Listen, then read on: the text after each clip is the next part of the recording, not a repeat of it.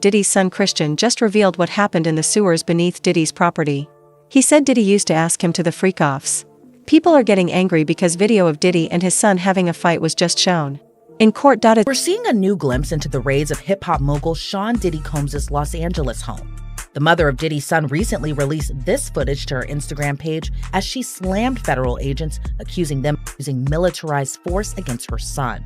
Misa Hilton, the mother of Diddy's son Justin Combs, posted the sped-up surveillance video of last Monday's raids as agents with Homeland Security descended upon Diddy's reported $40 million LA home. In the first few seconds of the clip, you can see armored tanks arrive outside the home. Then agents with their guns drawn open one of the cars parked in the driveway. The video then highlights one particular agent who notices the home's security camera. He points the camera toward the ground. Once inside the home, federal agents can be seen using a drone. Then the video shows Diddy's son Christian with his hands in the air, pressed against the wall, then handcuffed. Diddy's son Justin then appears with his hands on his head. The agents then appear to take him down a hallway. The release clip ends with what appears to be another man who is dragged out of the home and on the driveway by agents. Photos of the aftermath show Diddy's sons Christian and Justin on the lawn of the LA home while agents seemingly continued their search. Justin Combs' mom released a statement along with the video slamming the federal agents for the way they handled the raid. The statement reads, quote, "The overzealous and overtly militarized force used against my sons Justin and Christian is deplorable. If these were the sons of a non-black celebrity, they would have not been handled with the same aggression." There have long been rumors that Diddy had tunnels under his house that connected underground chambers to the Playboy house. But the FBI has proven that Diddy's son Christian was actually in one of these tunnels during their 2024 raid. Reports say that the opening to the tunnel was buried under the carpet in Diddy's master bedroom. It led to tunnels that were built under the Playboy mansion in 1970. I found a tunnel this morning at the mansion of famous rapper Diddy in Los Angeles, Part 2. After receiving an anonymous tip from neighbors, agents rushed to the scene. During their search, they uncovered a tunnel beneath the carpet in Diddy's bedroom. Despite the family's pleas not to enter, the officers hesitated but ultimately decided to go in. The tunnel looked freshly dug, with wet dirt on the walls and trash scattered around. As they ventured deeper, the narrow space suddenly opened up to reveal 6 locked rooms. The agents couldn't access these rooms, and even more bizarrely, they found multiple intersections ahead in the tunnel. For safety, the agents called for backup and split up to investigate further. What they discovered was shocking. A tunnel connecting to the infamous Playboy mansion, along with others leading to several Hollywood celebrities' homes. As the agents delved deeper, they quickly surrounded these residences. Guys, they found underground tunnels at Diddy's homes. This was first brought up by Shadow of Ezra, where he talked about the underground tunnels in Diddy's luxurious Los Angeles mansion. It was an underwater swimming tunnel leading to a mysterious grotto reminiscent of an ancient and modern human use of caves. Now, this is all alleged, of course, but they say that this tunnel connects to the Playboy mansion. You guys remember that? Hugh Hefner, the guy who lived with all those women in his mansion? There's no available evidence right now. However, reports are noting that Combs mansions do have a pool with an underwater swimming tunnel. They say it's not connected to the Playboy mansion, but there is a reason why the Playboy mansion keeps coming up. 10 years ago, they were building underground tunnels to the Playboy mansion for people like Jack Nicholson for his birthday. So this way, they don't have to go through the outside, but go underground in secret to the Playboy mansion to do God knows what. You can see the sketches here of these underground tunnels being built. They were working on it, and it was supposed to connect celebrities like Jack Nicholson, Warren Beatty, Michael Jackson, just to name a few. As reported by People magazine, these underground tunnels to the Playboy mansion were sealed off in the 1980s. The question is, do you believe that? Stay safe and be smart. Diddy's homes were taken away in March 2024, but he wasn't caught until September, almost 6 months later.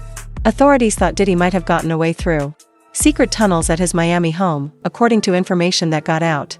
TMZ says that his Los Angeles home had an underground tunnel that linked the main buildings. The media and everyone is trying to say, no, there's no connection. Well, have you guys even figured out if there's a connection yet? I feel like authorities are so stuck in time in the past where, like, they say, oh, don't look into this, don't investigate this, these claims aren't real. But then we see social media sleuths put together these stories and solve investigations. I'm not saying the authorities aren't smart people, they can figure it out, but sometimes the help from the public can lead to, us actually figuring out the truth. But Do the authorities want the truth? It really matters who's at the top and who they're trying to protect. Another conspiracy theory that circulated at the time of the raids was that Diddy escaped through an underground tunnel. I do believe he has an escape route planned when it comes to his Miami property because he can easily access the Bahamas through a boat. When it comes to his LA property, he might have a backup plan, which kind of explains these tunnels. In case you're wondering where Diddy hosted these parties, specifically the parties that took place underground,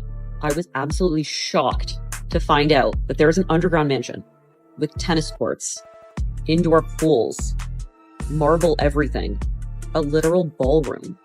And this checks out because Ali Carter was talking about this underground ballroom. Like, actually, imagine being 5 floors beneath the surface. Willing to bet there's no cell service. What are you going to do? Scream? Run? Where are you going to go? Actually terrifying to know that this exists. Like, just want to play tennis in my underground mansion. I have no words. It's crazy. I can't imagine this being real because it seems so dystopian. Per news reports in March 2024, Diddy's properties in LA and in Miami were raided by Homeland Security. Diddy's LA mansion was located in the upscale neighborhood of Holby Hills, the same neighborhood as the Playboy Mansion. However, there is no known underground tunnel connecting the two. According to this report, people reported that the Playboy Mansion was rumored to have a series of underground tunnels that connected the mansion to other homes in the area. However, one staff member told the site that the tunnels were closed up in some time in 1989. And I don't know why celebrities are so scared to acknowledge these tunnels. I feel like, oh yeah, there's underground tunnels. In Lil Rod's case, there was video of Diddy's son Christian acting out in one of these tunnels.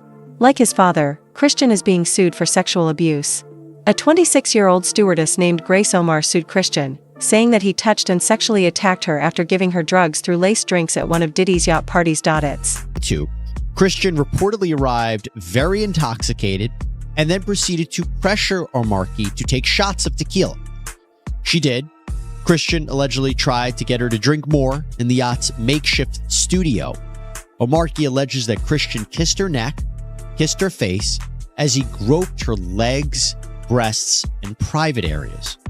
Omarki reportedly told Christian, quote, "Excuse me, you don't touch my legs like that.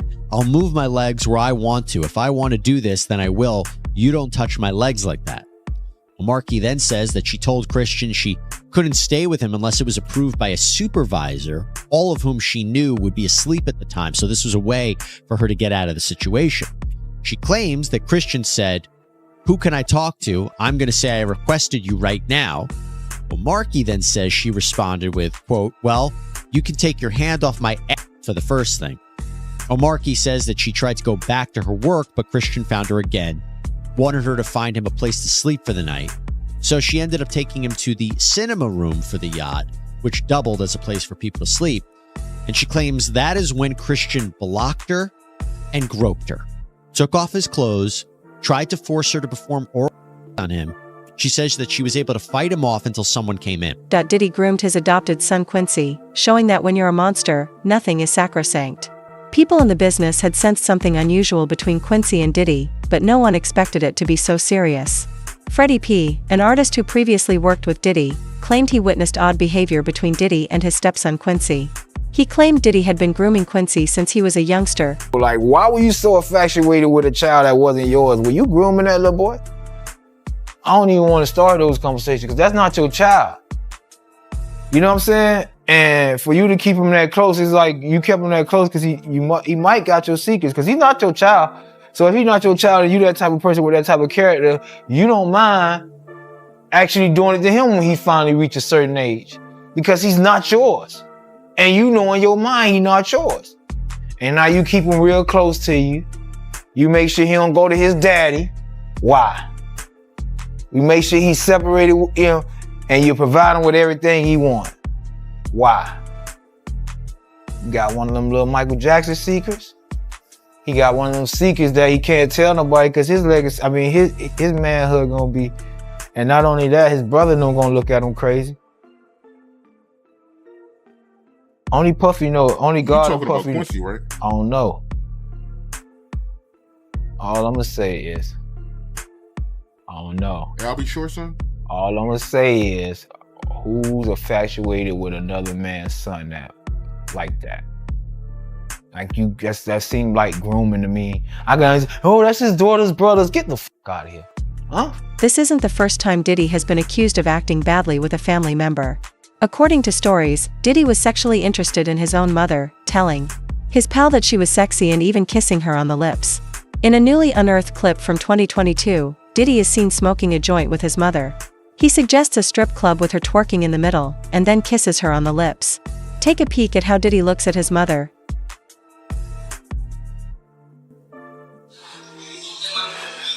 Yeah, my mom's gorgeous.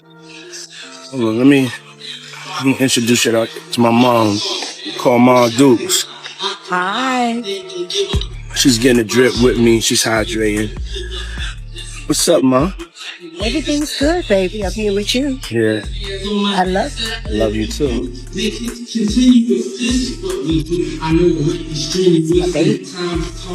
Ma, freshly dipped though. What?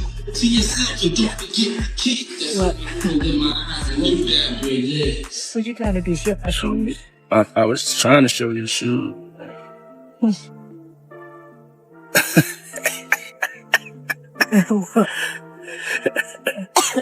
Yeah, my mom's a single. Mom's a single. I ain't gonna hate on my mom's. She's single. Me and my mom talked about one time doing a dating show with her. And she's so picky. She's so picky, they don't stand. But yeah, that'd be the funniest show in the world. It will be. Especially with me. I don't even want to get started if she was doing that. We're not doing that. Cause yeah, my mom's single. Yeah, for real. Mom Duke know how to have a good time. And she ain't sitting in the house playing. They outside moving and shaking, baby. Got that right. She come with me to strip club. I don't care. For real. It's my dog, you know, I want to live life. Be out here moving and grooving. So my mom told me, she just said, keep moving, baby. That's right. Keep moving. Don't stop. She could touch the floor with her palms, you know? Flat. Oh! Take, pew, pew, pew. According to court filings, Diddy used his son Justin to help plan the freakouts. Justin has been photographed at one of Diddy's freak-off parties, and court records in Lil Rod's case say that he was involved in finding ex-workers for Diddy. For years, Diddy's sons have helped him suppress evidence. In fact, Justin was the first to tell Diddy that Cassie was planning to release the assault tape against him. His involvement in an alleged shooting cover-up. According to court documents, it happened on September 12, 2022, outside Diddy's Chalice Studios. Lil Rod says Diddy, his son Justin, and Justin's friend who went by G were all there when things got heated. Lil Rod says he heard multiple gunshots ring out and later found G on the bathroom floor in the fetal position. Lil Rod says he was bleeding out of his hip and leg area. Lil Rod says he was applying pressure to G's wounds and then asked the crowd to call an ambulance. At that point, both Diddy and Justin Combs disappeared to another part of the studio. Diddy then gave strict instructions to inform the police that he had nothing to do with the shooting. He also forced Mr. Jones to lie to the police by telling them that G was standing outside the studio by a drive-by assailant. So that specific allegation involves Diddy's son Justin, but another allegation and entirely separate civil lawsuit involves his other son Christian, or King Combs. Grace Omar K alleges that Christian Combs sexually assaulted her on a yacht in December 2022, and she says it was facilitated by Diddy. Here is the other thing with Mr. Burgess. He apparently says he owns the rights to a book that was reportedly based on the alleged memoir of Kim Porter. In fact, according to TMZ, Burgess' phone was seized by the feds, and on it was a copy of a flash drive with material that was used in this book. Here's the problem. Christian and Quincy Combs, these are the sons of Diddy and Kim Porter. Quincy's actually adopted by Diddy. But they are reportedly fighting back, and they have sent Burgess a cease and desist letter to prevent the further sale of this book. They argue this is just an attempt to capitalize on Porter's fame and that they own the rights to her IP, her intellectual property, like her diary entries, her potential manuscript. As her heirs, they own it. And they also want an accounting of current sales of the book.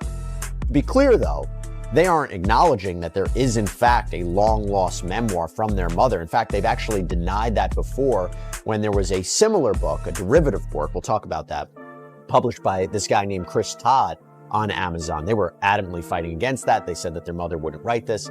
But what they're basically saying is if something should exist, they own it. Mia Diddy's former helper also testified against him. Her statement stunned the courtroom. She detailed the horrific events that happened within Diddy's estate. Mia described a setting rife with fear, pressure, and manipulation. She claimed Diddy maintained strict control over everyone around him and utilized terror to conquer them. Her was treacherous. She knew everything. She knew all about the drugs, the money, the Cassie, D-Rock involvement, and what he used to do. But the thing that was so crazy about it is that she said that Puff used to rip her repeatedly, damn near anytime he wanted to, all the time. Like several times she was ripped by him. It seemed like she had the jury crying. She was ripped by Puff, bruh. Now, what I know that in some states, they do just like they do murder. In New York City, because in the States, you gotta realize the time that you could be charged with rape in most states is from 3 to 30 years. But there are 13 states that do the rape case just like it's murder. That there's no time limit on when you say or you come out and say somebody raped you. You understand what I'm saying? And New York State is one of them. So I was wondering, did she ever get raped in New York? Because if she did by Puff,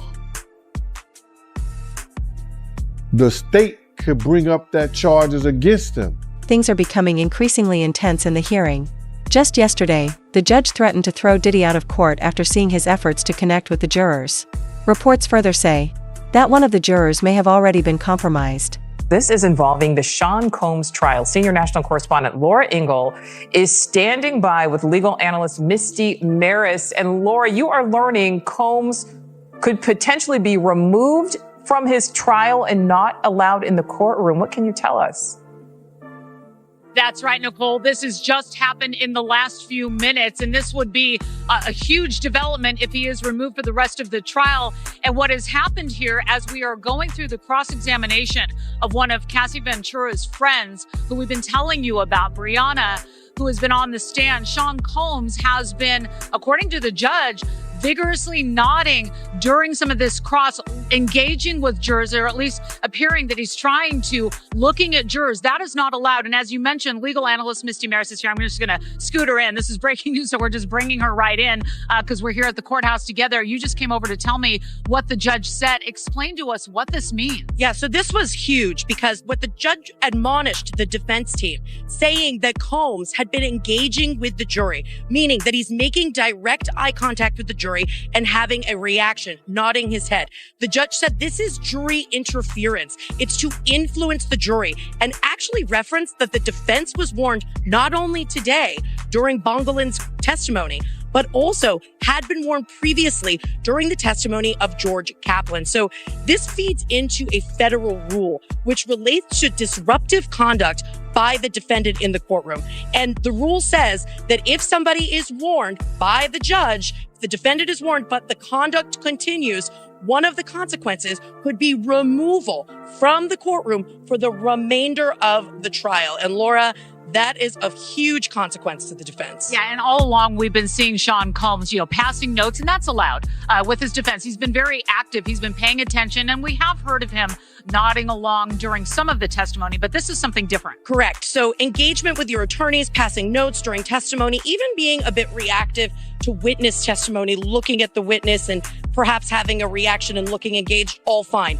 It's when it comes down to engagement with jurors and something that could tend to influence them in some way. And what the court looks at is their influence or intimidation. Is that what the defendant is doing, and could it have that impact? So here the judge was taking a very strong stance. And keep in mind, from the defense perspective, that would be the most severe consequence, removal from the courtroom, because every defendant has the right to face their accusers.